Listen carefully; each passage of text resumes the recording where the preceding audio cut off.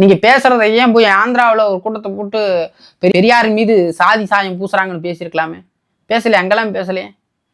தமிழ்நாட்டில் கூட்டம் போட்டுருக்கு, இங்க பேசுறீங்க. தமிழ்நாட்டில் பேசக்கூடிய காரணம் என்ன? அப்ப தமிழர்களை கேவலப்படுத்துறீங்க. தமிழர்கள் சாதியவாதிகள்னு நீங்களும் நிரூபிக்கிறீங்க. அப்ப இதுல இருந்து என்ன தெரியுதுன்னா, ஒரே தண்ணியில் ஊறிய மட்டை தான் நடிகர் விஜய் என்பது மிக தெள்ள தெளிவா தெரியுது.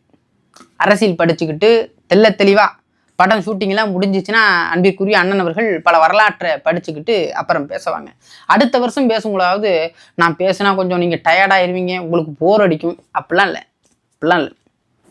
சிறந்த பேச்சுக்களை கொடுக்கும் பொழுது அங்கே அமர்ந்திருப்பவர்கள் உங்களை நோக்குவார்கள். நீங்கள் என்ன பேசுனாலும் அதை கேட்பாங்க. அது அவர்கள் மனதில் போய் உட்காரணும். சினிமா டைலாக் 2 வரி இல்லை பேசிட்டு போகிறதுக்கு.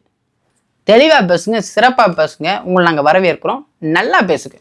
ஆனால் மேம்போக்கா தமிழர்களை இழிவுபடுத்தி விட்டு கேவலப்படுத்தி விட்டு தமிழ்நாட்டில் வாக்கு வாங்கிடலாம் மட்டும் நினைக்காங்க. இத்தோட நிறுத்துங்க நடிகர் விஜய் அவர்களே.